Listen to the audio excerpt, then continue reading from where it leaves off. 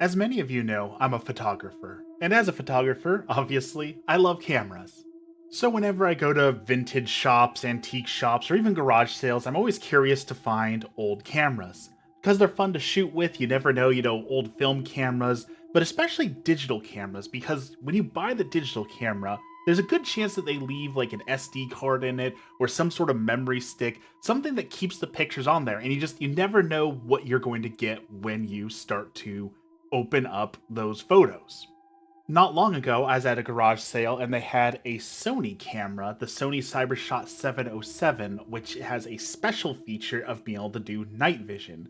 This is one of my kind of like grail cameras that I'm always on the search for one in good condition because the ability to shoot night vision on a digital camera is a really cool feature. So obviously I really wanted one, but because they haven't been sold in like 30 years, they're hard to find in good condition.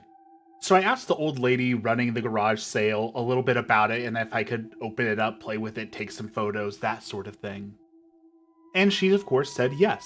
So while she was explaining to me, where the camera came from and all that, I opened it up, took a couple photos. It worked, it functioned, so I knew I was going to buy it. So she said that her son was a photographer and he specifically got that camera for the night vision function as well because he really liked to go on night hikes. Here in the Pacific Northwest, there's some beautiful trails to walk on, a lot of lush forests, so it doesn't surprise me that he was, either looking for mushrooms, climbing rocks, or just walking through our beautiful lush forests. I told her that's kind of why I wanted to get the camera, so I was curious why her son would give up the camera if that's what he liked to do. Why was he selling it? And she told me that he's been missing for a long time now and holding on to that camera was just too much along with all of his other stuff. So since the police hadn't turned anything up, she hadn't heard from him. It was time to move on, to sell the stuff and get it out of the house so she didn't have to look at it anymore. I apologized, of course, to bring up those bad memories and asked her if I could purchase the camera still. She offered me a good price on it because obviously she just wanted to get rid of it. So I gave her some money and I left and didn't really think much more about it until I got home.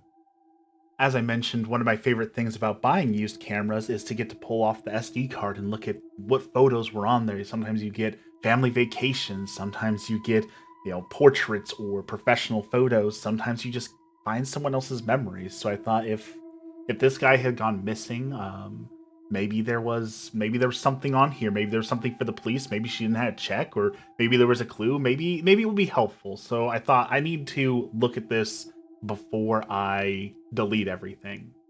I will put the pictures up here, but I will warn you that the content is mildly disturbing. Also, keep in mind, this is an old digital camera, so the photos are a little grainy, a little strange because they're old, right? That's nowhere near what a professional camera could do nowadays. The first few photos that came up were a little strange, but nothing that I wouldn't anticipate.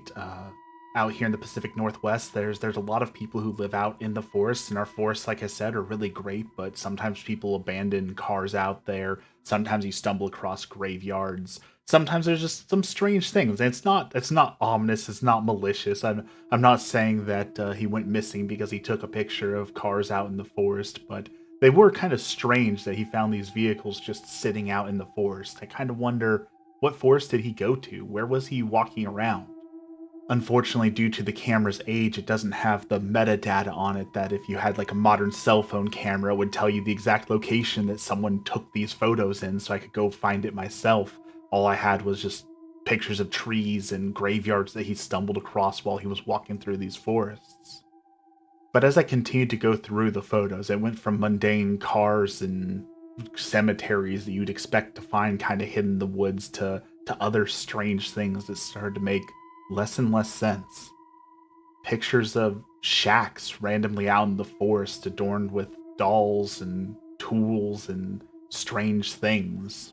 Animals acting strange, close enough that you could take a photo of them when usually that they would be skittish or run away or attack you.